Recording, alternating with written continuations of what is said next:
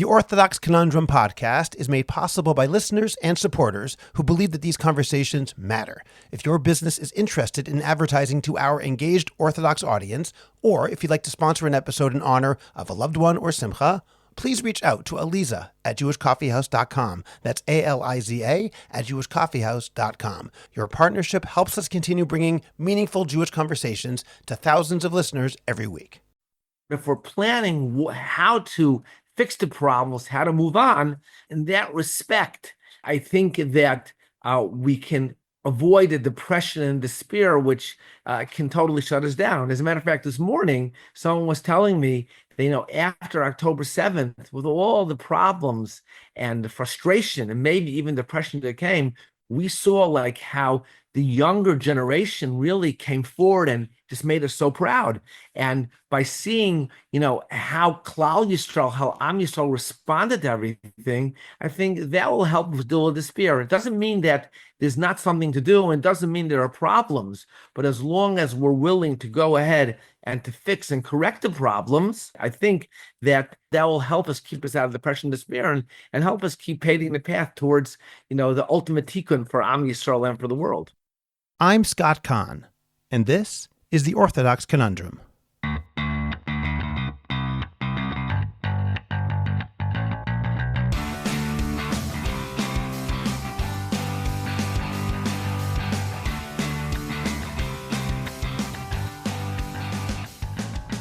This is the Orthodox Conundrum on jewishcoffeehouse.com. I'm Scott Kahn. Every year, as the 3 weeks begin, the same questions come up. Can I listen to music, go to a baseball game, buy new clothes, shave, go to movies, travel? The answers may surprise you. In this episode, Rabbi Chayim Soloveichik joins me for a practical discussion of both the meaning and the laws of the 3 weeks and the 9 days. We begin by exploring the ideas that underlie this period of mourning before turning to the practical halachot, clarifying what is actually prohibited and what isn't, and where different customs exist. Whether you've always wondered about a particular practice or simply want to make sure that you're observing these days correctly, this conversation offers a clear, thoughtful, and accessible guide to one of the most significant periods on the Jewish calendar. And we'll get to that conversation in just a moment. First, read my articles by subscribing to Orthodox Conundrum Commentary on Substack. It's free to join, and you can cancel at any time. If you'd like even more, you can become a member and receive exclusive bonus content with every episode. This week, after our main conversation, Rav Chaim answered 2 extra questions for members. First, I asked him about the recent arrests of some yeshiva students who are draft dodgers. Is arresting them necessary or counterproductive? Then I asked a related follow-up question. It's very difficult for many of us to really work on our ahavat chinam, loving every individual Jew, which is part of what we're called on to do during the 3 weeks, when we see so many people who are dodging the draft. I asked Rav Chaim for his recommendations of how to move forward in that direction during the 3 weeks. Your membership helps support the podcast and makes conversations like these possible. If you're enjoying the Orthodox Conundrum, I hope you'll consider becoming a member. The link is in the description of this podcast. Remember to subscribe to the Orthodox Conundrum podcast wherever you get your podcasts. Please rate it and write a review. Continue the conversation on Facebook by joining the Orthodox Conundrum discussion group. Finally, the best way to promote your organization, your business, or yourself is to create a high-quality podcast, and JCH Podcast Productions can help you make that happen. Whether you want to learn how to start your own podcast or want to improve the podcast you already produce, we will make it happen. Write to us at aliza at jewishcoffeehouse.com. That's ALIZA at jewishcoffeehouse.com. And let's get started with your high-quality, memorable, and effective podcast. Rabbi Chayim Soloveichik grew up in Chicago, where his primary Rebbe in Torah was his father, Rav Aaron Soloveich. His father's teachings and personal example profoundly shaped his Torah outlook. He was also deeply influenced by his mother, Rebbetzin Ella Soloveich, who instilled in him a lifelong commitment to Ahavat Yisrael and Ahavat Eretz Yisrael. Over 30 years ago, Rav Soloveich helped establish a high school in Hamilton, Canada. He and his wife Pircha later fulfilled a long-held dream by making aliyah to Eretz Yisrael. For more than 3 decades, Rav Chaim has devoted himself to teaching Torah, seeking to transmit not only knowledge, but also a deep love of Torah and the land of Israel. Rav Soloveich is the founder of Kehilat Or Shalom in Ramat Beit Shemesh, where he teaches Torah and inspires Jews living in Eretz Yisrael. He and Pircha are blessed to be proud parents and grandparents, and he takes special pride in his children who serve and contribute to the State of Israel, including several who have served in the IDF. Rabbi Chayim Soloveichik, thank you very much for joining me once again on the Orthodox Conundrum podcast. I'm happy to be here. And I'm really grateful that you suggested that we do this together, because I think there are a lot of misconceptions. This is very important, I think, almost as a service for people to understand what the 3 weeks are about and what specifically is prohibited and allowed. So if it's okay, I'd like to open up, before we get to halachot Bein HaMitzarim, the laws of the 3 weeks and the 9 days, to first talk about some conceptual ideas that underlie it, that serve as the framework. What would you say, Rav Chaim, is the central purpose of Bein HaMitzarim, the 3 weeks between Shiva Asar B'Tammuz and Tisha B'Av? Well, I think that it's very important to keep in mind an idea my uncle, Rabbi Ber Soloveich, presented, on which people have questioned some of the halachos of the 3 weeks, or minhagim, if it really fits in with what he suggests. However, that being said, we don't have to question every single minhag, but I think his idea, which he presents, really gives us a certain idea of how we should look at the 3 weeks, what the purpose is.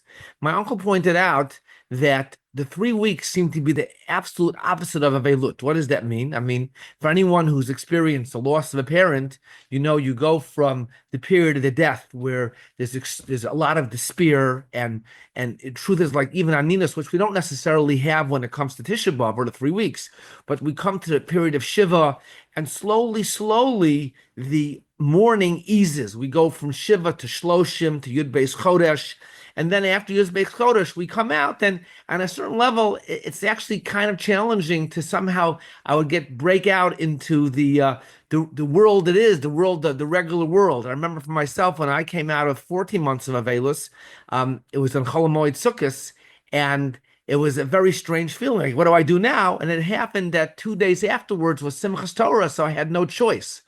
When we commemorate the 3 weeks, it's just the opposite. We start with the more lenient Avelus, the 3 weeks. We come to the 9 days, Shavuos Shechal Bo Tisha B'Av, Erev Tisha B'Av, Tisha B'Av itself, and then all of a sudden, after being in the heaviest stage of mourning Avelut, immediately Motzei Tisha B'Av, it's true, there are certain customs afterwards, but we totally break out. And then the next day, I always like to point out, at the 10th of Av, at Chatzos, it seems like some spirit of nechama and happiness certainly overtakes the Jewish people, certainly in this country. So it's just the opposite. And I think, and my uncle actually said this, that the point of the 3 weeks is to create the proper mood for Tisha B'Av.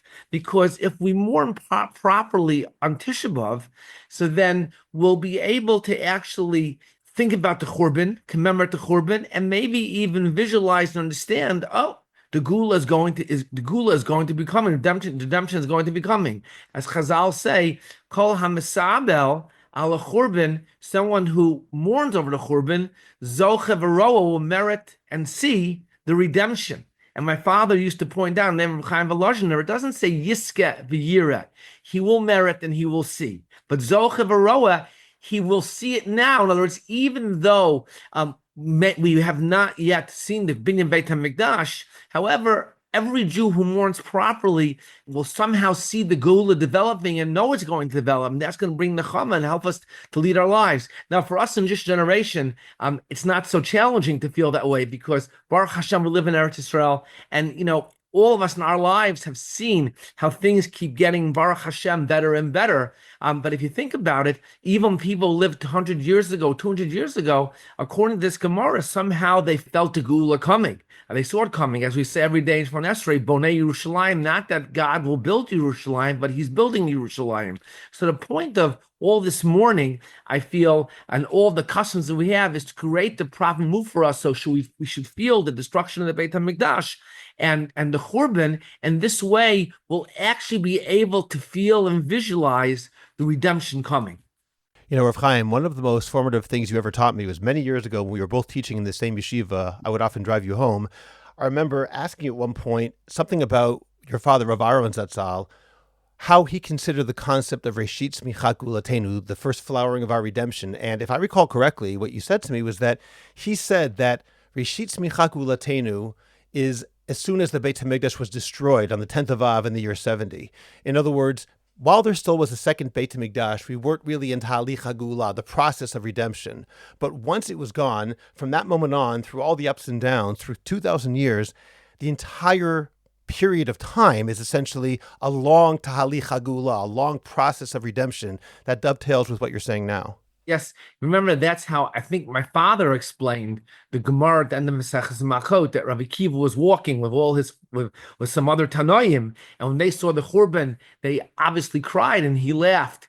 And he was saying that when he saw the fox running through the Kodesh HaKadoshim, he knew that the Geula would come also, and the Geula would be actually very literal in terms of all the of the Nevuot, the prophecies Yeshaya spoke about. He was already able to see the Geula, the Geula redemption. As a matter of fact, I remember my father once saying, he was discussing the custom that we're not supposed to cry on Rosh Hashanah, because the Medrash says if you cry Rosh Hashanah, the Satan will go ahead and the Satan will be Mekatrik and Klal Yisrael. They sin a whole year, and here they're crying Rosh Hashanah. So Yom Kippur, it's okay to cry, but that's not Medrash. But on Rosh Hashanah, they weren't able to cry. And my father pointed out, he said, again, I'm not sure where he heard this from. Maybe he heard it from his father, that the Netziv of Volozhin, who was a very famous Baal Menagin, was the Chazan in Volozhin.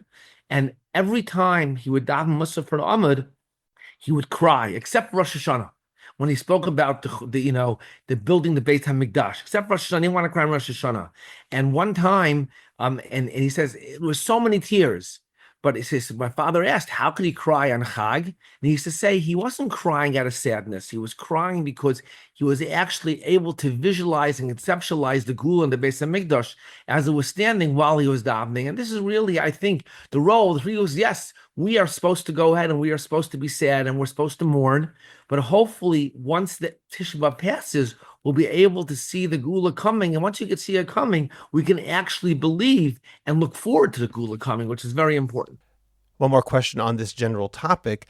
You mentioned how over the past couple hundred years, even when there were times when we couldn't see the positive, people were able to somehow visualize that same thing through the Netziv, visualize the future Geula or the process of Geula that we're working through in fits and starts. The fact that there's now a rebirth of Jewish sovereignty in the land of Israel, we have Medinat Yisrael, has that changed anything substantive about the 3 weeks and how we think about them? So I think according to the way, as I understand it, the way we paskin, and again, there's obviously a machlokus rishonim, what happened. So it's the pasuk in Zechariah that once which is very famous, that once the Jews came back to build the second temple, and they began to do the avodah in the second temple, the second Beit HaMikdash. So the question was, what happens to the fast days? Do we still cry over the fast days? And you might ask the question, why were they asking about the fast days? Obviously, they were building the Beit HaMikdash. There's rebirth and there's Geula. They saw they were building. Yerushalayim was being built up.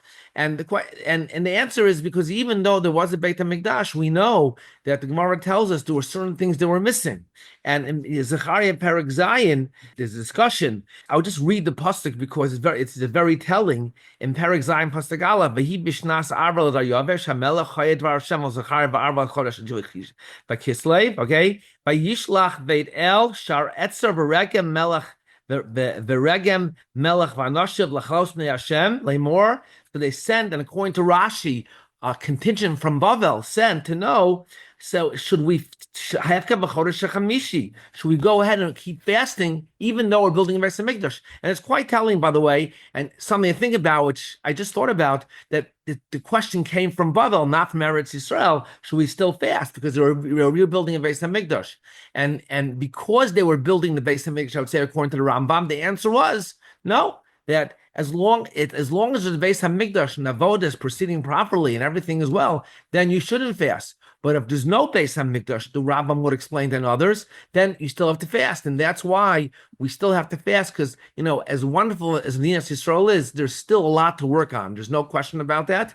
But we don't have Beis HaMikdash, and therefore we still have to mourn and to realize without the Beis HaMikdash, there's definitely something missing and something very important missing. And for that reason, all the customs and all the halachas are still stay in place.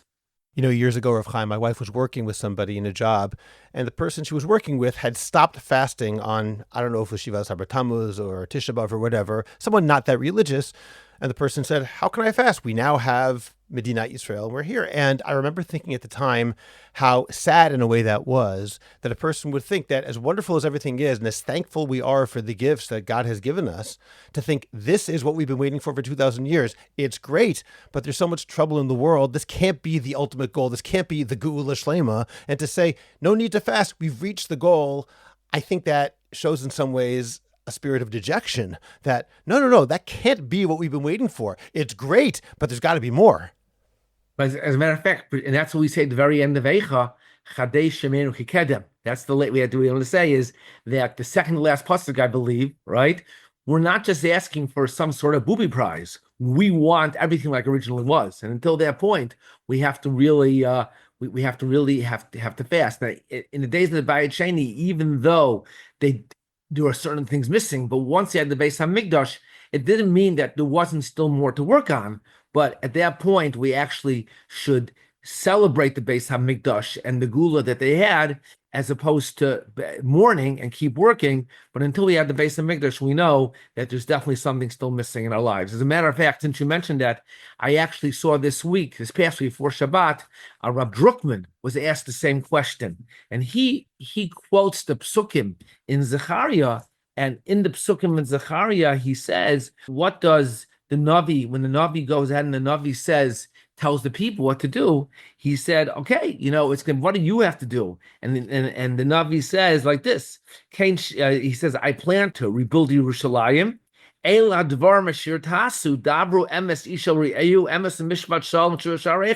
You should speak the truth, and you should judge peacefully. And the Ishas Re'eyu, as Ras Re'eyu Alta, don't think about the bad of your friend in your heart. So Rabbi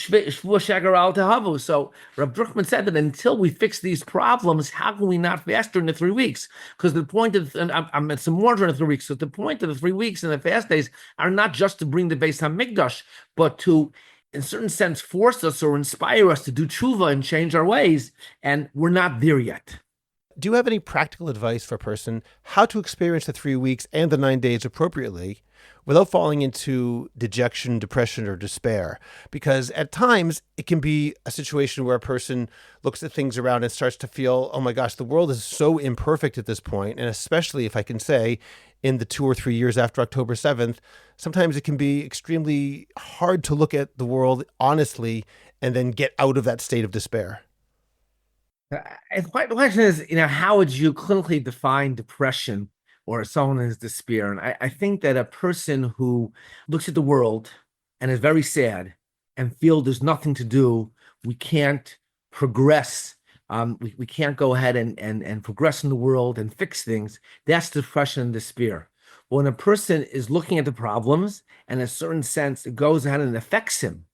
And because of that, they're thinking about what can be done to go ahead and to make the world a better place, to fix the problems. That's what takes us out of depression and despair. So even though we might accept upon ourselves certain customs, and we might have a certain way we look at what we have to do, but if we're planning how to fix the problems, how to move on, so in that respect, I think that we can avoid the depression and despair, which can totally shut us down. As a matter of fact, this morning, someone was telling me that, after October 7th, with all the problems and the frustration and maybe even depression that came, we saw like how the younger generation really came forward and just made us so proud.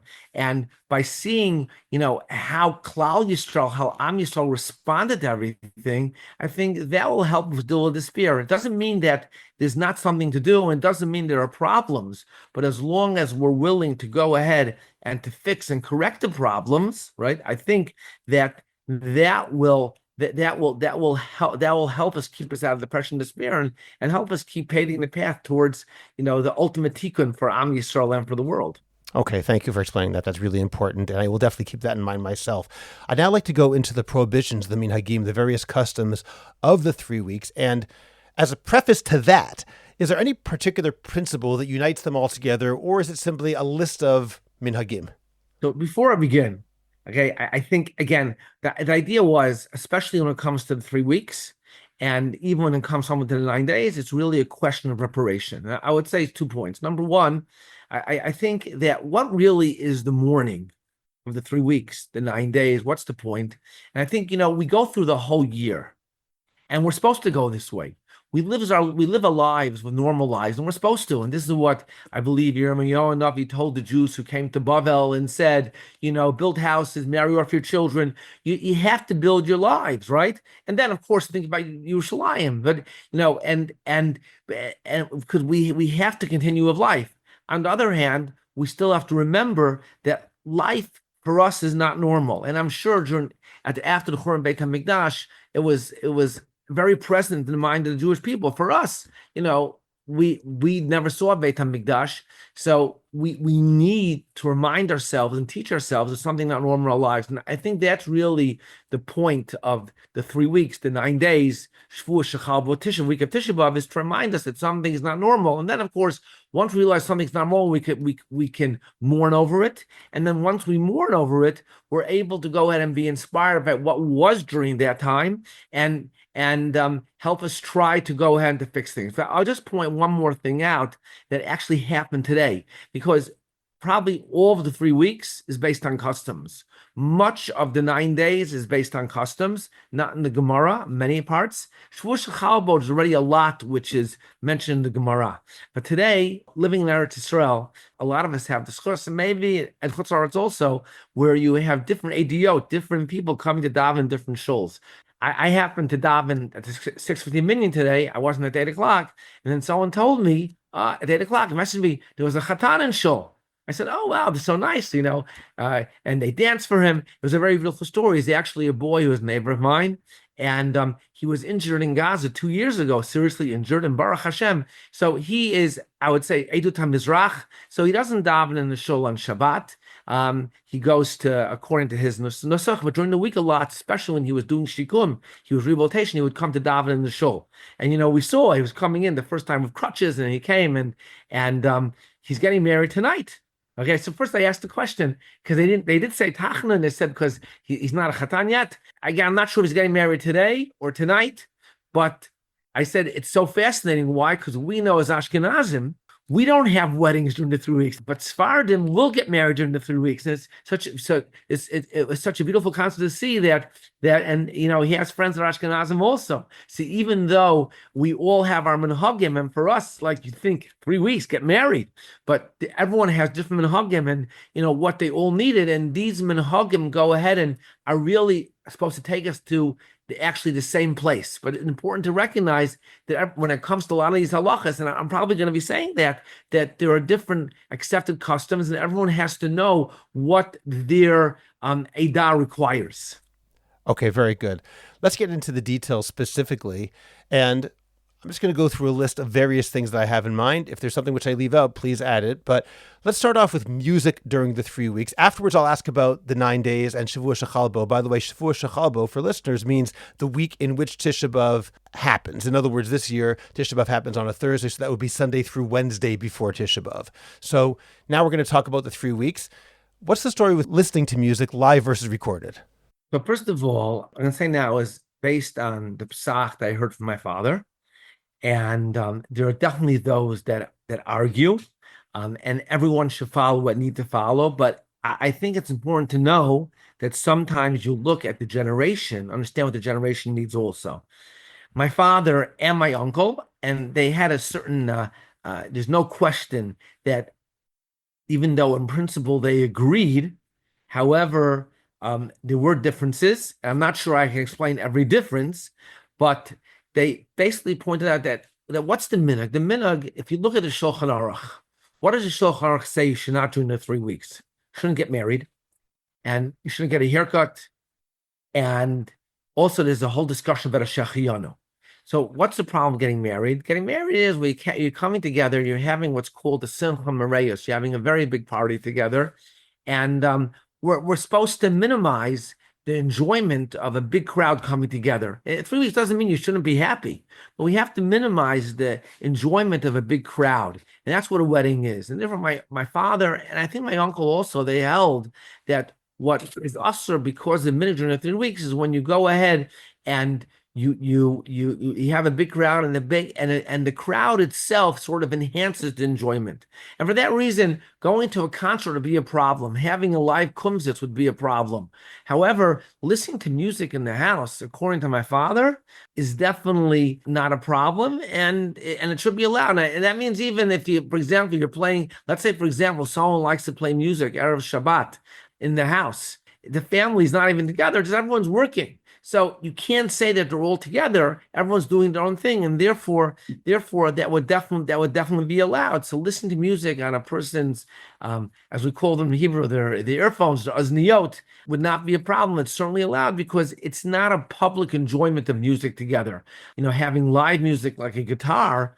So again, if a person is doing it by himself, it's not a problem. If he's bringing the family together and the family is singing together as a kumsitz, that might be something which maybe should be avoided. But to individually listen to music, according to my father, is definitely allowed. That being said, I will say, even though I feel this way and I tell it to my children, I personally try to avoid listening to music during the 3 weeks, just because for me, I feel not listening to music enhances my own feeling, but it's definitely loud. And I've told my children before, they definitely can listen to music without a problem. And as you said, also playing music, as long as it's not being done in the context of a concert, playing for yourself because you enjoy playing would be okay. For sure. Or for example, if you're going to practice, you're learning. For sure, that would definitely be allowed. For sure. All right. How about dancing? I'm not a dancer, but somebody who likes to dance and they're not doing it in public, would that be something which would be asur? Sure, no question. It's definitely allowed. And not only that, an interesting question I was actually asked in terms of, it wasn't even in regard to the 3 weeks, in regard to Avelut.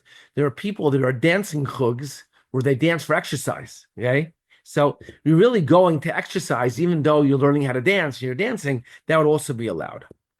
Okay, thank you. Let's talk about entertainment in general beyond music. So, for example, many people ask questions about going to movies and watching television. Again, putting aside the question about whether people should go to movies and watch TV in general, let's assume now that that's not something which they stop themselves from doing during the year. So would there be a problem going to a movie, for example? So I would have to qualify and say like this. Again, that I understand is actually a disagreement between my father and my uncle. My father, as I said before, he holds that, as I said, only a simchas mareus, if you end up going to a movie in a movie theater and you are the only person in the theater, it doesn't make the experience less enjoyable experience, okay? Or we go with two people. So as a kid, I never was able to experience being in a movie theater by myself because, first of all, you go with a friend, and when I was a child, I remember we had a movie theater near my house. There was one movie that was showing. I know today many movie theaters will have 6, 7, 8, 9 movies going in the same building, and you can walk in when you want. You can actually walk in by yourself, and it's really the same experience. As a matter of fact, it might even be more enjoyable being just with your friend and no one else, because then you can do what you want. My father held going to a movie is okay, without getting into the question. Because the crowd doesn't add anything, you're saying. Right. Should a person go to a movie during the 3 weeks? Again, everyone has to know where they're at. But, if you're at a movie or you're reading a book, does it really make a difference? My uncle, and this is the custom in America, he held that a person should not go to the movie. And it could be what the experience of going to a movie in the 50s or 60s was. I understand when people used to go to movies in the 50s, they would dress up, was a whole different experience. But he held the person should not go to a movie. I have told my children that going to a movie during the 3 weeks itself, at least until Rosh Chodesh Av, would not be a problem. It would be allowed. That would mean television would be the same thing because that's private. Right. Television the same thing of obviously getting into question whether a person should watch television or not. How about going to a live sporting event? Okay, so here, my father for sure held it was a problem, and I think my uncle too, but that's just hearsay. Father held that going to a sporting event, and even though he was very rarely at a sporting event. Again, I can't say how many sporting events he went to, but my father never joined me in Wrigley Field for a baseball. I had to go on my own. But he understood going to a sporting event, the crowd definitely added to it. And anyone who followed sports says, both of us definitely have. We know there's no question. There's a difference between being in Wrigley Field or Fenway Park. right? And watching it on TV, there's no question. And therefore, he felt the person definitely stay away from the from sporting events during the 3 weeks. However, that being said, it seems that at least in America, United States of America, I know many camps that I would say, even on the more yeshivish side, have allowed going to sporting events during the 3 weeks. And I remember one of my boys was once a lifeguard at one of the more yeshivish camps. And during the 9 days, they had some time off because they minimized the swimming. And they once took the boys, I think, to a Yankee game or a Mets game. And I tell you, my son knew that his grandfather held he shouldn't go, and he stayed outside, right? I remember I really felt bad for him, actually. And I didn't understand it. Like, how could they go to a game? But for some reason, the custom in America is to allow sporting events. My father certainly held it was a problem, no question about it. Now, in general, it could be you already answered this, but just in general, with any sort of party, is it really a matter of, like, let's say, for example, there's a kid with a birthday. Is there a problem having a birthday party for your kid? What exactly is the limit? I think for the family getting together and having a birthday party is okay. I see people do allow birthday parties. Again, based on what my father's psak was, it definitely should be avoided. If you're having as again, the family getting together and cutting a cake and singing happy birthday is not a problem, but having like a party where you play games and everything should definitely be avoided during the 3 weeks, especially if you're talking about children. I would say not especially in the case where the children understand what the 3 weeks are about. If you're talking about 60-year-old kids who don't necessarily understand what it's about, I think it would be okay. But for older people, older kids, close to bar bas mitzvah, who understand, and teenagers, definitely should be avoided. Okay. Now let's move into Shechianu, which you said is one of the issues mentioned specifically by the Shulchan Aruch. So what does that preclude doing? And I'll say this in advance. One of the big issues that we talked about before going on the air was the idea of buying new clothes. And that's a common question. So how does that relate to it? What's the din when it comes to Shechianu? And I'll add buying new things.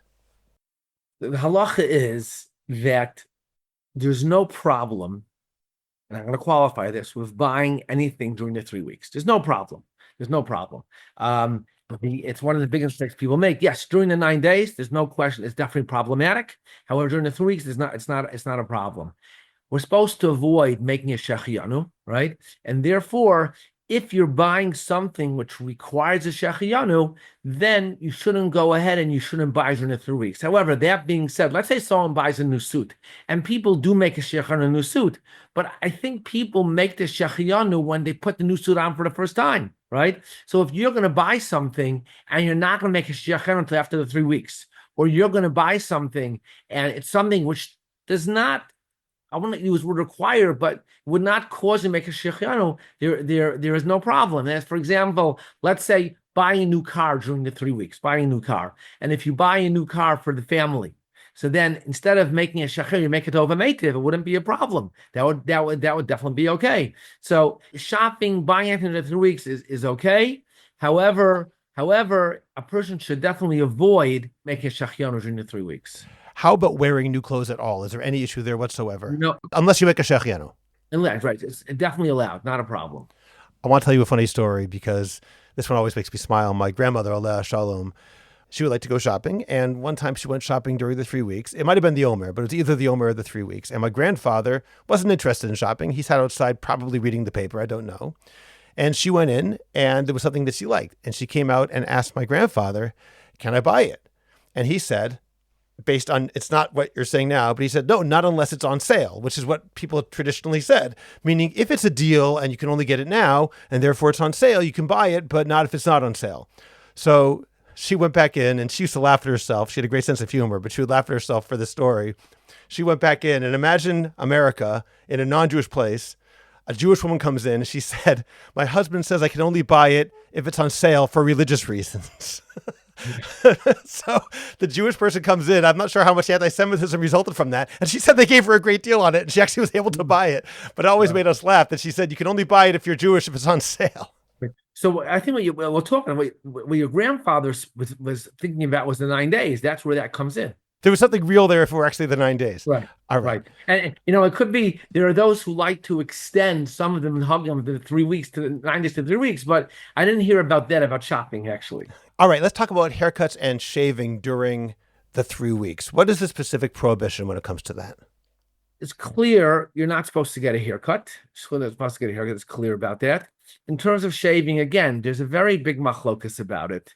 In general, I think the custom is most people do not shave during the 3 weeks. Moshe Feinstein is mailto for someone has to go to work and is going to go ahead and to affect him. My father, my uncle held that the 3 weeks is like Yud Beis Chodesh, 12 months, which means that the halacha is Yud Beis Chodesh, a person's allowed to shave and get a haircut, by the way, once is garabo chavera, where a person will rebuke him and say to him, "Why you look a mess? Why are you like this?" Now, when it comes to a haircut, don't allow it during the 3 weeks under any circumstances, because a person could have taken a haircut before the 3 weeks began. However, when it comes to shaving, we know that in today's day and age, a person doesn't shave every day or every other day, he looks a mess. And for that reason, they both held you're allowed to shave during the 3 weeks, every single day. Even on more than that, my father and my uncle, I think, certainly my father, and I believe my uncle also, but my father certainly held that not only you're allowed to shave during the 3 weeks, but you're even Erev Shabbos, you're even supposed to shave. If you shave every Erev Shabbos as a covered Shabbos. My father used to say that even if you're somewhere in some hotel, you somehow or another, your flight got stuck somewhere, you end up in a hotel on Shabbos, and there's no Jew around, and you're stuck in your hotel room a whole Shabbat, that a person should still save l'kavod Shabbos. That's what that used to say. And this concept of shaving every day would apply even during the 9 days, just not during Shvu Shachal Bo Tisha B'Av. Shvu Shachal Bo Tisha B'Av, which is Medina de Gemara, they both, at least my father held, you should not shave during Shvu Shachal Bo Tisha B'Av. Even if someone is to shave for work, he shouldn't shave. I think Rabbi Chayim, you once told me many years ago that once you moved to Israel, your father, as Zatzal said, you shouldn't shave in Israel because the minhag here is different. Is that an accurate memory? When I was living in a certain neighborhood where almost nobody shaved during the 3 weeks, and Sfira, Israel, he told me not to shave. However, once I moved to Ramat Beit Shemesh, there were people who shaved l'kavod Shabbos, and at that point, I felt that I could shave because there were people who would shave l'kavod Shabbos here. Okay, how about cutting nails during the 3 weeks? So you're certainly allowed to cut nails during the 3 weeks, and even during the 9 days, there's a discussion about it, and therefore l'kavod Shabbos you're allowed to cut your nails. So let's say, for example, the 9 days this week starts on a Wednesday, therefore Erev Shabbos you can cut your nails. Okay, Rav Chaim, let's move into the 9 days. And at any given point, you can make a distinction between the 9 days and the Shavua Shechal Bo. I'm not going to make a separate section for Shavua Shechal Bo, the week in which Tisha B'Av appears. I'll talk about them together. And when there is a difference, please just highlight it as we go on. Let's talk about conceptually first. What changes once the 9 days start? How are we supposed to think differently? Well, because when the 9 days starts, so the Gemara says Misha nichnas av mematim b'simcha. So that's the reason why we have to minimize the simcha. Now I'd point out, by the way, that the Gemara says Misha nichnas av mematim b'simcha, which means that you diminish the simcha. It doesn't say you shouldn't be happy. It doesn't say that.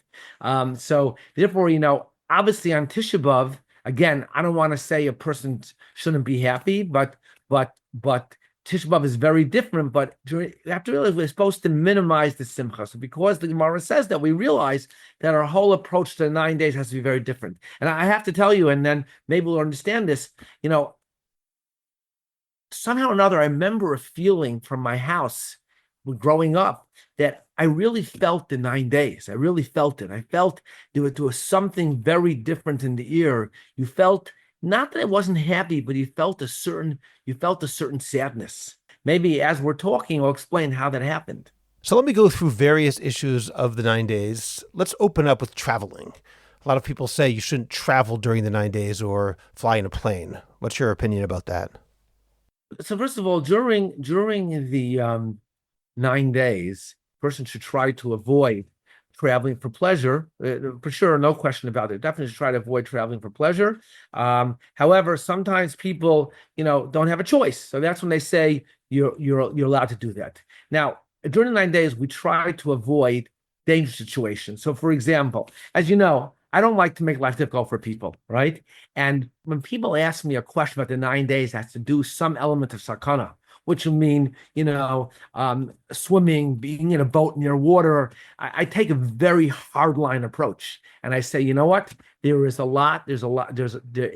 a time that we're spoken sakana. You got to be very careful about sakana, and I would be very, very careful when it comes to those kinds of things. As a matter of fact, you should know that was actually in the 3 weeks. I think the Shulchan points out a person should avoid being by himself, I think, outside the city during certain hours of the 3 weeks, because at that time there's a shade called Ketan Mariri, which is Sholek. Now, I don't understand anything about this, right? I just know what is brought down. And therefore, I try to be very careful about that. Now, the truth is, living in Ramat Beit Shemesh, I don't have a problem, because wherever I go during the daytime, I'm not worried about Ketan Mariri because there are people around. But if you remember, for a number of years, I was in camp, and I used to go jogging outside the camp. During the 3 weeks, I'd be very careful never to go outside the camp during those hours, either because I was afraid of Ketan Mariri, or I was afraid I might see a beer. But it was something I was afraid of because of it. So I would definitely be very careful. Now, going on a commercial flight is safe, okay? Statistically, we know flying a commercial flight is definitely safer than, I think, even driving, all right? So however, we're supposed to avoid traveling for pleasure. So a person has a need to travel. They have to be somewhere after Tisha B'Av. They're going to visit someone in America. They have to come back at a certain time. It's definitely allowed. But so that's not dangerous. But something which might involve some danger, even though it's mutar al pi halacha, I would try to avoid during the 9 days for sure. My wife, when her family made Aliyah 40 years ago, it was actually during the 9 days, and the psak they got was to do a mitzvah, like moving to Israel. It's okay to travel even though it's during the 9 days. Right, for sure. Okay, or you're going to visit family, or for whatever reasons involved. You're right, for sure. There's a reason that it's okay. Would you suggest people not go on a boat, for example, during the 9 days? For sure, they should not go on a boat. I wouldn't suggest. I tell people not to. Okay. Let's move on to one of the most well-known prohibitions, which is eating meat and drinking wine. We know that people don't have meat during the 9 days, most Sephardims during the Shvuah Shechalbo, but I know that a lot of people will make a siyum in order to eat meat. Maybe you can give me your take on doing that. It's important to understand that the minhag of not eating meat and drinking wine is based on a din when it comes to Sunnah Mafsekes. The Gemara says you're not supposed to have meat and wine during Sunnah Mafsekes, right? That's the meal immediately before Tisha B'Av. Right. But the rest of the 9 days you're allowed to. However, we have accepted upon ourselves. Now, that being said, L'tzorach mitzvah, obviously then a Sudas mitzvah, something's mutter. So for example, which a shiloh which might come up, how about Havdalah? Havdalah, which we're going to make on Motzi Shabbos Chazon. Can you make Havdalah on wine or not? And I remember my father, again, I can't say every year, on Motzi Shabbos Chazon, he would make Havdalah on tea with milk or coffee with milk. And he said to me once that the reason why he does that, because even though most Motzi Shabbatot, he makes Havdalah on grape juice or on wine, however, every once in a while, he will make on tea with milk. Why? Because he enjoyed it. So he says, since sometimes he'll make it on tea with milk, he felt that Motzi Shabbos Chazon, he should make it also on something else. But he said to me, if someone goes ahead and always makes Havdalah on grape juice or on wine, then there's no problem at all to make Havdalah on grape juice on wine on Motzi Shabbos Chazon. I never, I don't like to use the word never, but in general, I always make Havdalah on grape juice or wine. I don't like beer anyway, and therefore I will make Havdalah on grape juice or wine during Motzi Shabbos Chazon and not look for a child to drink it. I will go out and do that.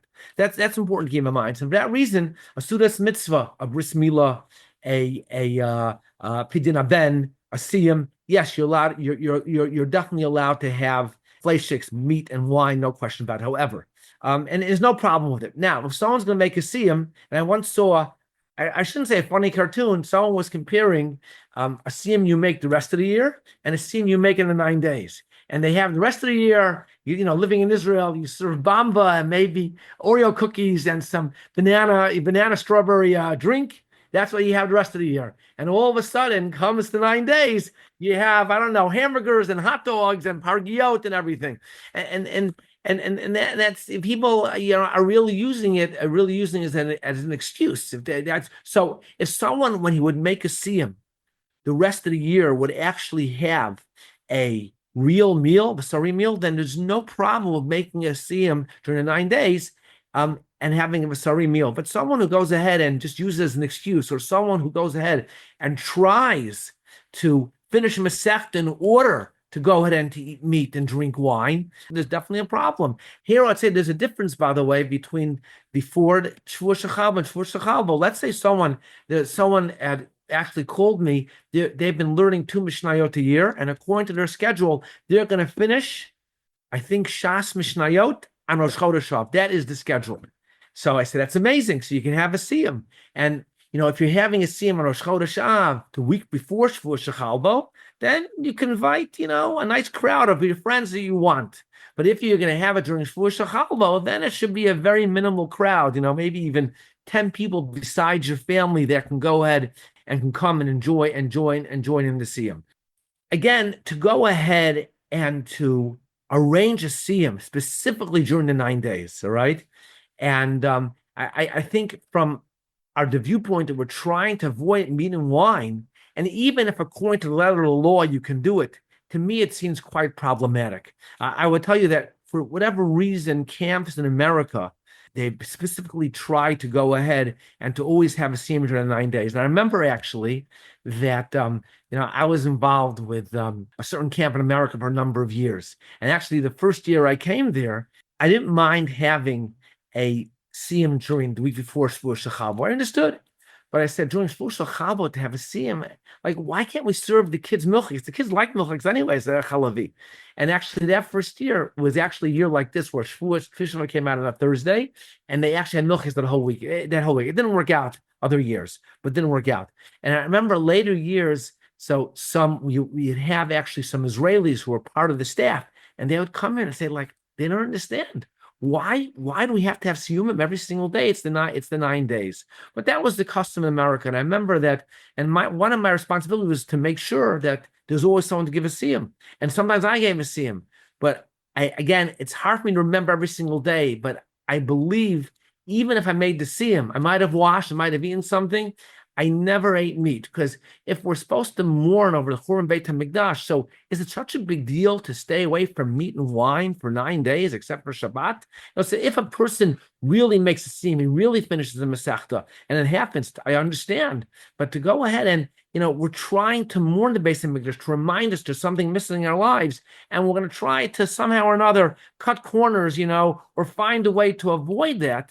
To me, we lose the whole point of what the custom is about, to remember that something is not normal in our lives, and I would say that in America, I see they have all these fundraisers, and there's going to be a siyum every hour on the hour.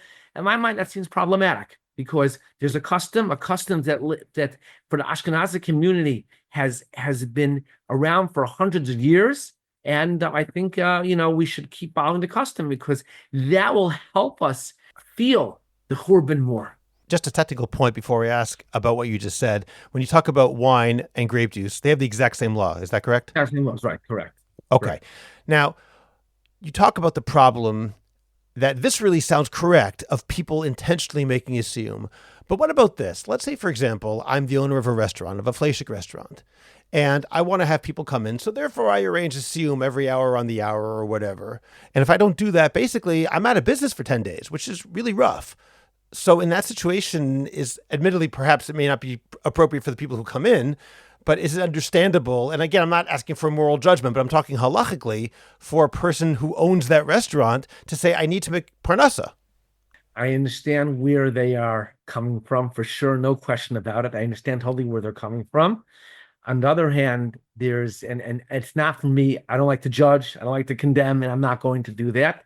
I think if someone asked me the shaila, right, I would probably say, I can't tell you that it's allowed. All right, it's proper to do. That's what I would say. Like I had friends that their parents owned a fleishik restaurant in Chicago, except for Erev Shabbos, they had a takeout. they closed up the whole week. They closed the whole week. It was actually, you talk about going on vacation, it was actually the only time they actually able to get away because they had a restaurant, and they would go away for a few days during the 9 days because that was the only time they had a chance to go away.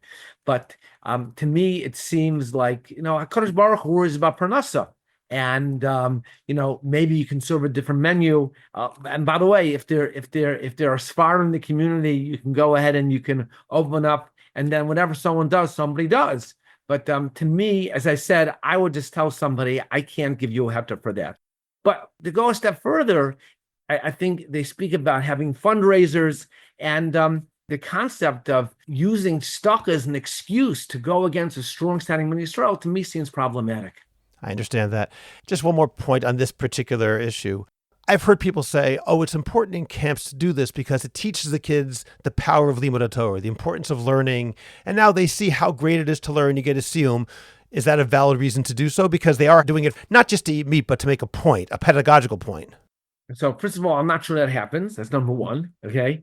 And number two, and again, I'm not going to make a judgment on this, but I'll tell you what I heard from my mother once. My mother once said to me, you can't build Torah by destroying Torah, all right? So you have to understand, if by building Torah, you're going against a certain halacha or a strong standing minhag, are you building Torah or are you destroying Torah? That's a question everyone can think about.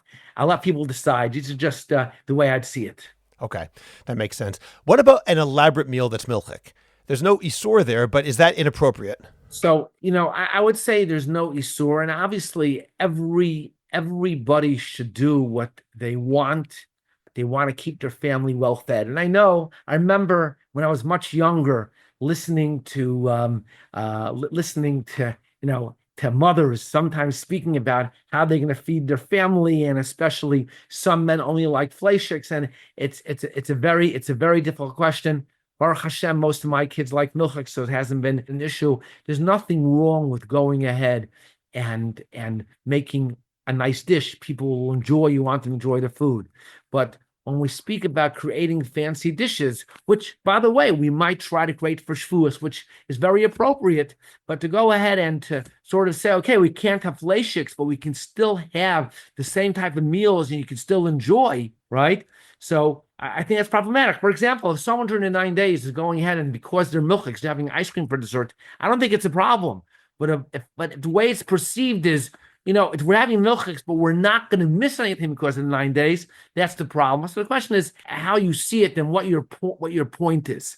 But you're talking anything, but if you're trying to say we're not going to make it feel like we're missing anything, that's a problem. So let's say, for example, Shavuot, there's certain people who don't look forward to milchiks. Someone wants to create an elaborate milchik meal to feel like we're not missing something. That makes a lot of sense. But to do that during the 9 days, I feel, again, we're sort of missing the point of how we're supposed to feel in act during the 9 days. So it's almost like, if I can explain what you're saying or understand correctly what you're saying, if someone never has fancy fish dishes, it's just not what they do. But during the 9 days, they have all these exquisite fish dishes that they normally wouldn't have. That's missing the point. Right, for sure. So, for example, having salmon during the 9 days is not a problem because you might have salmon during the week. But if you're going to create a special dish that you would never do during the week, I think that's problematic. Okay, one more technical question on this. What about cooking food in a fleishik pot? Is that a problem? That's allowed. That's okay. That's fine. That's fine. You mentioned before, a few minutes ago, that HaKadosh Baruch Hu takes care of a person's parnasa. So let's talk about that famous idea of not doing too much business, lessening the amount of work you do during the 9 days. How is that manifest nowadays in 2026? So I think it really is not manifest because today, if you miss out work, it's going to cause you a hefsid, right? It's cause you a hefsid. And that's why the stores have to be open. However, and Aruch HaShulchan talks about this, by the way, that in his day, it just caused too much of hefsid maruba and with money, we wouldn't work. However, we're supposed to definitely minimize in our shopping and try to avoid buying certain things. However, if it causes a loss, then we're allowed to. So, for example, to go buy suits and buy dresses during the 9 days, as I said, that's a problem. You're not supposed to. However, let's say, for example, there's a very big sale during the 9 days, and if you wait till after the 9 days, you can miss out on the sale. It's going to cause to have some maruba. Then you would be allowed to go ahead and to buy clothes during the 9 days. I don't know if you remember, but there used to be a store in America, a chain of stores called Sims. Okay, and they used to have a blowout sale during the summer, and sometimes the sale would be during the 9 days, right? And I remember a story. Someone once called up and he said, a religious person called up and said, I really want to come and join and buy clothes, but right now I'm in a we're in a state of our mourning and I can't buy clothes. Maybe you continue to sell next week. And the guy responds, I don't know what you're talking about because right now the store is full of religious Jews because it was during the 9 days and it was a sale. So then obviously it would be allowed. So a person has to go ahead and make the cheshbon if someone actually needs something, or if you're going to lose money, then it's okay. It's funny that because of that, we always understood if there's a big sale, you're allowed to go shopping. So now if you walk into some malls in Eretz Yisrael during the 9 days, you'll see a sign that says 9-day sale. But the time to have a sale is not during the 9 days. The time to have a sale is after the 9 days. There was a hefter brought down in the poskim. If it's a time of Yerid of fear, you're allowed to go shop, but you're not allowed to go ahead and just stam shop because you have nothing to do with your time. You're not allowed to do that. To get back to your question about losing money, when it comes to Chol HaMoed, many stores close up shop because they feel that's the halacha. So you feel it's the wrong thing to. Again, I can't make a cheshbon for people. What's right, what's wrong. Everyone has to know on their own. But we see HaKadosh Baruch who's in charge of Parnasa, and we have to go ahead and do the right thing. Let's move on to bathing and swimming. And let's start with bathing because there's a long-standing idea that person doesn't shower or take a bath during the 9 days except on Erev Shabbos. Nowadays, I think a lot of us are considered what's called an istinus, someone who's particular and would feel disgusting, and therefore there are certain heterim, certain leniencies. Can you tell me how that works nowadays in terms of taking a bath or a shower? In general, whatever a person would take today, if a person's taking a bath or a shower because they don't feel comfortable, they feel like for hygiene purposes, they're definitely allowed to take it, but it should be for that purpose itself, which means you're supposed to do it to clean off, not to enjoy during the 9 days, which means it should be quick. And a person enjoys a hot shower, so it shouldn't be as hot as usual. Person enjoys a cold shower. Again, I'm not sure there's a way to avoid that. But a person should possibly try to avoid taking the shower the same way they usually do, and certainly make it much quicker. So if a person takes, I don't know, let's say a 6-minute shower, without talking about water conservation here, and then during the 9 days, he can do what he needs to do in 2 minutes. That's what he should do. He should wash up the shower, and he's allowed to soap and do everything normally in order to make sure that he feels comfortable and clean. Okay, and how about on Erev Shabbos? Is it more lenient in terms of enjoying the shower or not? Erev Shabbos, I heard from my father that yes, you can take a regular shower of Shabbos you usually do. Whatever you usually do, you're allowed to do Erev Shabbos. Now, there are those, by the way, who definitely disagree. And again, I'm not going to those say you should only take a cold shower. Again, they're different customs. Everyone should follow their custom. My father held that a person can take a regular shower on Erev Shabbos. And during the 9 days, when it's not Erev Shabbos, when you make it less comfortable, some people will say you have to take a cold shower. And from what you said, it sounds like you don't have to take a cold shower. Just make it not quite as warm as it normally is. Is that correct? So like personally, yes. So for myself, what I would do is I wouldn't take a cold shower, but the shower I would take is I would say a little bit less than lukewarm. Now, what about going to swim? And that's generally considered not appropriate. I'll ask if that's true. But my second question is, assuming that's true, what if someone does it regularly as a form of exercise? So for exercise, it's okay. I always tell people that if they need to do it for exercise, it's all right. However, I tell them they should avoid doing it from the 7th of Av. Why the 7th of Av? Because the 7th of Av, on some level, in terms of customs, is a little more chamor, because the 7th of Av is when we're told the Romans broke into the Beit HaMikdash itself. So, and then we should try to be a little stricter. Now, of course, if someone for real health reasons is supposed to go swimming every single day, and he won't go swimming on Tisha B'Av, then even the 7th day of Av would be allowed. But I'm talking in general, for most people who their swimming is the regular exercise that they do. But swimming just for fun, you should not do. Is that correct? You should not do. Right, you should not do. Okay, what about wearing clean clothes and freshly laundered clothes? So number one, the Gemara says you're not supposed to launder your clothes during Shavuot Shechal Tisha B'Av. We as Ashkenazim have extended that to Rosh Chodesh Av, and you're not supposed to wear freshly laundered clothes, and we also extend to Rosh Chodesh Av. So a person should definitely try on their clothes before Rosh Chodesh Av. That today does not apply to what I would refer to as Big Day Zayah. socks, underwear, obviously that you can go ahead and you can wear freshly laundered. However, you're not supposed to wash clothes, and therefore a person should make sure that all the clothes that have to be washed are washed before the 9 days begin. We're not speaking here about when someone has babies and little children. That's everyone can find out and ask in their own situation. But for a regular family, they should make sure that all the clothes they need will be washed, and the clothes that are not, underwear and socks should be tried on before the 9 days. And I would just add, even the sheets, you should put on before the 9 days. Now, obviously, if someone's sheets gets dirty and they feel uncomfortable, they can change the sheets. And obviously, if someone has a guest in the house, they're allowed to go and change sheets for the guest. You don't have to force your guest to sleep on old sheets. What about towels? You should also use used towels? First of all, no one has to use someone else's towel. That's number one. And number two, for your own towel, it all depends. If the towel is still usable, then you should use the same towel. But if you feel that the towel is wet and it's been used too many times, then you're allowed to go ahead and change the towel. Okay, but when changing the towel, what if I only have one towel? Am I allowed to wash it? Again, I guess if a person only has one towel, there's a problem. But the question is it? But I would recommend, by the way, if a person has one towel, they should definitely buy a second towel. That's what I would recommend. That's what I would recommend. Again, how hard is it to go ahead and to use? Obviously, if someone used his towel to wipe up something dirty and you can't do it, so then I would definitely wash the towel in that situation, because you can't use a towel that was used that has dirt on it. But if you're talking about a towel just been used when coming out of the shower many times, I don't think that would force someone to go ahead and wash towels. But I would suggest, because we really try to stay away from washing towels, washing anything during the 9 days. Again, if someone's towels are really dirty, that is a problem.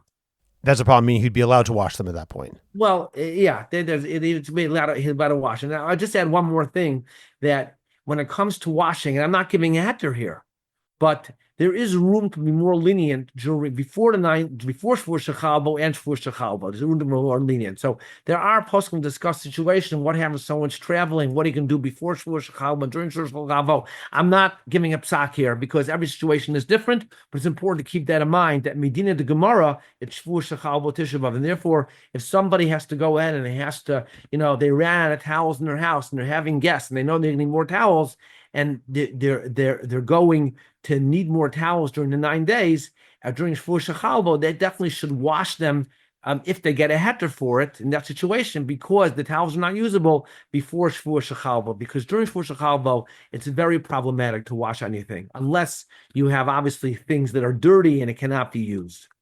So let's go back to the idea of trying on your clothes before you get to the 9 days. If a person is putting on his pants and shirts, how long does he have to wear them to be considered not freshly laundered? So my father held, as long as you put it on and take it off, it's okay. A minute-long process, in other words. Right. What about Shabbat of the 9 days? Is there any reason to wear not a fresh suit or something on Shabbat? So there's a machlokes there between the Ramah and the Vilna Gaon. The Vilna Gaon seem to hold that on Shabbat of the 9 days, you can wear regular Shabbos clothes, it's not a problem. The Ramah seems to say that you should go ahead and you should wear regular clothes. I remember my father explaining it. He felt the Ramah was very difficult based on the Aruch HaShulchan, that it depends. In other words, the Ramah was speaking about a place where there was a lot of poverty, and really, even if a person changed his shirt for Shabbos during the 9 days, or in general for regular Shabbos, the Shabbos shirt did not look much different than a regular shirt. So let's say, for example, like even for myself, I actually wear white shirts every single day. So yes, there is a difference in my Shabbos shirt and my regular shirt, and most people can't tell the difference between them. I know the difference. So according to Ramah, in that situation, you should wear your weekday shirt. However, according to Vilna Gaon, a person should act like it's definitely like Shabbos, and in general, that is the Haga that we have in my family, and I think that even based on the Ramah, a person should be very careful that if he's walking around and he wants to wear something which is more in tune with the weekdays, it shouldn't look like he is somehow or another showing mourning on Shabbat. So for example, let's just say if a person has Shabbos shoes, Shabbat shoes, and weekday shoes, maybe wearing weekday shoes is not such a problem, or a certain belt. But even according to Ramah, especially today where most people do wear Shabbos clothes and Shabbos chazon, a person should be careful about sort of showing any simoni avelis to the world on the Shabbat before Tisha B'Av.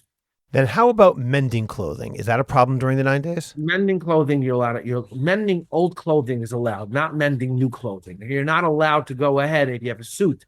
It has to be tailored, a new suit to mend it. But to go ahead and to fix something's torn, a button came off, you're allowed to go ahead and fix it. Very different than Chol Hamoed, where you can't do that on Chol Hamoed. And how about sending clothes to the cleaners during the 9 days with the intention of wearing it after Tisha B'Av? You're not supposed to. I'm not sure what the cleaners here do, but you're not supposed to send clothes to a koves to someone who's washing clothes during the 9 days. As long as you mentioned not showing public avelut on Shabbat Chazon, the Shabbat before Tisha B'Av, I'll ask just a technical question. I know that something has often come up, the question of singing Lecha Dodi to the tune of Tzion, which is a very mournful tune of Tisha B'Av, and some people say you can't do that on Shabbos because you're showing Avelis publicly with that tune because it's demonstrating that Tisha B'Av is coming up, and other people say there's absolutely no problem and it's the right thing to do. What's your opinion about that? I'm not sure I have an opinion. I obviously grew up at a time when my father's yeshiva, they did not sing the tune to Tzion, and not only that, they wouldn't do the Haftorah of Chazon according to the Nigun of Eicha. However, the custom seems to be that in Eretz Yisrael also that at least the Haftorah of Chazon they do to the Nigun of Eicha, right? And I'm not sure that necessarily brings a feeling of avelus. It's sort of bringing out a certain point. And since the custom allows it, I don't think it's a problem. Now, however, I have not seen necessarily that every shul is mocked here to go ahead and sing Lecha Dodi to the tune of Tzion. So when it comes to the Haftorah of Chazon, that actually has a makor. I believe even I haven't looked up in Rishonim, I believe, in the Rishonim, Lecha Dodi, which is relatively recent, doesn't. So, but again, since we're going to go ahead and sing and do the Haftorah to the Nigun of Eicha, which, by the way, in my shul, as you know, we do now. I don't think it's a problem. Do we go ahead and do we tell the Chazan sing it to the Nigun of Tzion? Again, it all depends on the Chazan. I don't think I ever heard it, but it wouldn't bother me if we did. Part of the issue also is I think that most people don't get the tune right. They sing this up, dun, dun, dun, dun, dun, which is not really Tzion. And the truth is, you should know, by the way, that I was just saying, I heard this from my mother, that really the tune of Tzion, it's really a very, if you ask me, really very, I think, upbeat. I know I don't understand music. Why? Because when we talk about Tzion, what does Tzion mean? Keep crying. Because when we keep crying, even during the year, that means we're not going to give up and we're going to build the base on Mikdash. If a person stops crying, that means he's not looking forward to anything anymore. So when we sing Tzion, what we're really doing is we're inspiring ourselves to realize there's something missing and we're going to go ahead and rebuild it. So I always see Tzion. I know it's going to sound strange as a very upbeat tune because the idea behind it. But I don't think it's not a sort to sing sad tunes during the 9 days. On the Shabbos, I mean. It's not a problem. Okay, so the other thing is I don't think it's available for Hasia. If I can add something to that, Rav Chaim, with what you just said, part of Tzion is also kmo isha b'tziraha, like a woman with birth pangs. The birth pangs of a woman is a very interesting metaphor because that's something which will lead to happiness. Right, for sure. Yeah, for sure. Now here's a bonus question for members of Orthodox Conundrum Commentary on Substack. Rav Chaim, this is a very different topic, but I'd like to ask you first about the recent arrest of yeshiva students who are draft dodgers. Let's for a moment put aside the question of whether or not they should be drafted, and for the sake of argument right now, let's assume that they should be drafted. But is arresting them the right way for the government, in your opinion, to handle the situation, or is that counterproductive? To hear the answer to this question, as well as my follow-up question about how to inculcate ahavat chinam when we see so many people refusing to serve in the IDF, become a member of Orthodox Conundrum Commentary. The link is in the description of this podcast. Okay, Rav Chaim, now we're going to conclude, and I am very grateful that you suggested coming on the podcast to talk about this because it was something which I think is so necessary, and hopefully people will share this and get the word out because there's a lot of misconceptions about what the 9 days are about, what the 3 weeks are about, what the prohibitions are, and what's not prohibited. And this has been very helpful for me personally, and I hope for my listeners too. I'm sure that they've gotten as much out of it as I have, so thank you. Have an easy week. I'd like to offer a word of thanks to our Patreon supporters. Patreon functions as a voluntary tip jar for Jewish Coffee House and our family of podcasts.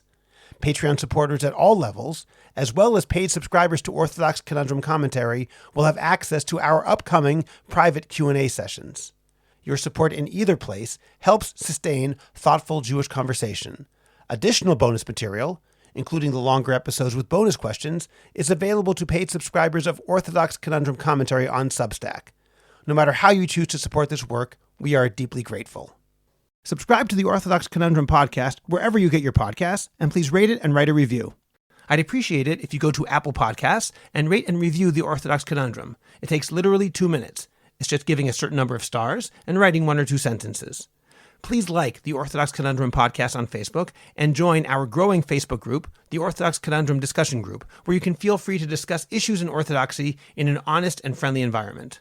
Subscribe to my Substack, Orthodox Conundrum Commentary. Check out the link in the description of this podcast to get your free subscription today. Finally, do you have a message that needs to get out?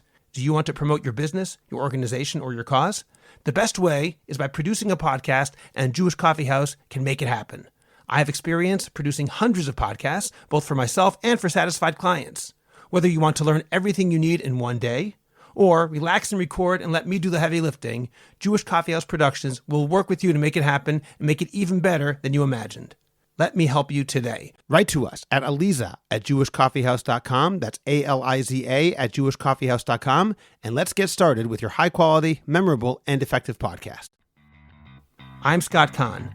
This has been the Orthodox Conundrum on jewishcoffeehouse.com.